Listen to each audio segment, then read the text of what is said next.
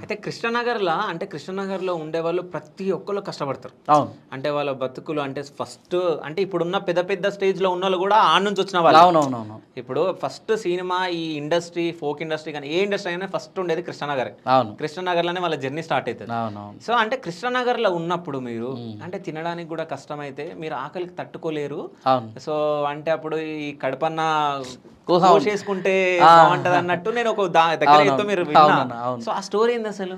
అయితే మా రిలేషన్స్ ఈ బోరబండలో ఉంటారన్న. ఓకే. ఇక్కడికొచ్చి డైరెక్ట్ రూమ్ పెట్టుకొని డబ్బులు కట్టుకునే స్తోమత ఆ టైంలో లేదు కాబట్టి 10 ఏళ్ల కింద ఇది. ఓకే. సో, అక్కడ కొన్ని రోజులు ఉన్నాం. మా అంజిబావ అయితాడు. హ్మ్. సో, వాళ్ళ ఇంట్లో మనం ఉన్నాం. మా అశోక్ అన్నోళ్ళ కొంచెం దగ్గరోళ్ళు. ఓకే. అక్కడ ఆళ్ళకు మనకు ఒక నెల రోజులు, 2 నెలలు షెల్టర్ ఇచ్చిర్రు. అక్కడ కూడా ఉన్నాం. ఇబ్బంది ఏం లేదు. మాకు మంచిగానే చూసుకుర్రు. అక్కడి నుంచి కృష్ణనగర్‌కొచ్చి ఆఫీసుల చుట్టూ తిరగాలి. ఎక్కడ గాయత్రి హిల్స్ అక్కడ. హ్మ్. దగ్గర దగ్గర ఒక 5, 6, 7 కిలోమీటర్లు ఉంటుంది. హ్మ్. అక్కడ ఎర్లీ మార్నింగ్ టిఫిన్ చేసినా చేయకున్నా బ్యాగులు వేసుకొని పాటలు రాసుకొని చక్రి సార్ చుట్టూ ఈ మణి శర్మ గారి చుట్టూ వేసేస్తామని వచ్చిరంటే తర్వాత ఆడియో లాంచ్లు అవుతున్నాయంటే ఇట్లా తిరిగేటోళ్ళం. ఆ టైంలో 10 సంవత్సరాల కింద ఇదంతా. అదే. ఆ!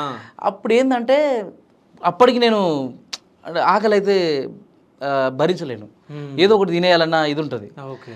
ఆ టైంలో ఏంటంటే నాకు ఆ గడ్డ అప్పు ఎక్కుతా ఉన్నప్పుడు కళ్ళు నీరసించి కాళ్ళల్లో పట్టు లేకపోవడం అదంతా కొంచెం ఏందిరా అసలు ఈ మన కష్టం అసలే మనం కష్టాల్లో తిరుగుతూ ఉన్నాము.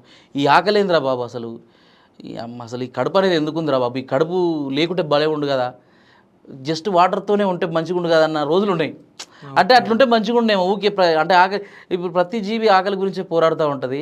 ప్రతి ఒక్కడు ఇదే ఉంటుంది. మనలాంటి వాళ్ళు ఇంకా ఘోరంగా ఉంటుంది ఆకలి కేకలు. ఈ అసలు ఎందుకు ఇచ్చింది దేవుడు ఈ కడుపు అన్నట్టు అనుకున్నా నిజంగా. అది చాలా అంటే ఏడుస్తూ ఆ బాధ లక్ష్మణ్తో చెప్పిన. హ్మ్. ఇక అట్లా ఆ టైంలో అది గుర్తు చేసినాం అన్న.